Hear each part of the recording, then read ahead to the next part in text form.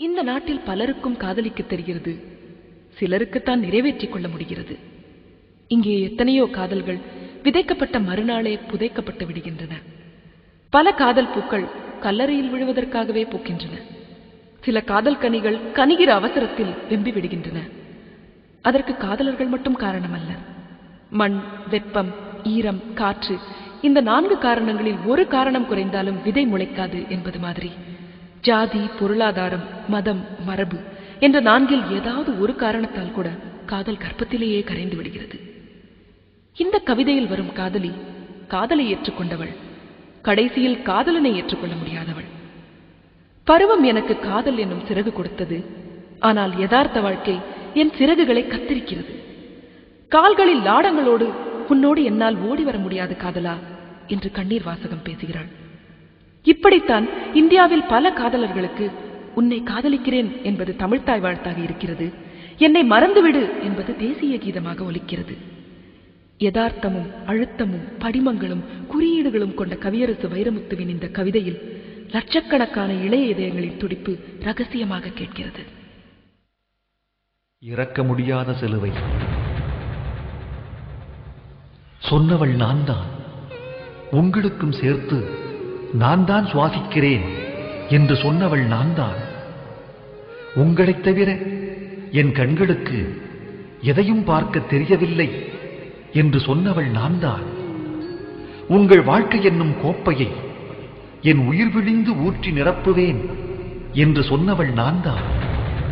நம் கல்யாணத்தில் கடல் முத்துக்களையும் வானம் நட்சத்திரங்களையும் அட்சதை போடும் என்று சொன்னவள் நான் தான்.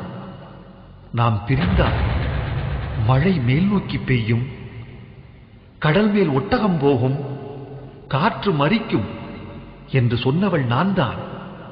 இதோ அடிக்கோடிட்ட வார்த்தைகளால் இதை சொல்வதும் நான் தான். என்னை மன்னித்து விடுங்கள், என்னை மறந்து விடுங்கள். நான் காதல் கொண்டது நிஜம், கனவு வளர்த்தது நிஜம். என் இரத்தத்தில் 2 அணுக்கள் சந்தித்துக் கொண்டால் உங்கள் பெயரை மட்டுமே உச்சரித்தது நிஜம். என்னை மன்னித்து விடுங்கள், என்னை மறந்து விடுங்கள். காதலரை தெரிந்த எனக்கு காதலை தெரியவில்லை. இந்திய காதல் என்பது காதலர்களோடு மட்டும் சம்பந்தப்பட்டதில்லை. இந்தியா காதலின் பூமிதான், காதலர் பூமி அல்ல. காதலுக்கு சிறகு மட்டுமே தெரியும், கல்யாணத்திற்குத்தான் கால்களும் தெரியும். எனக்கு சிறகு தந்த காதலா, என் கால்களின் லாடத்தை யார் அறிவார்?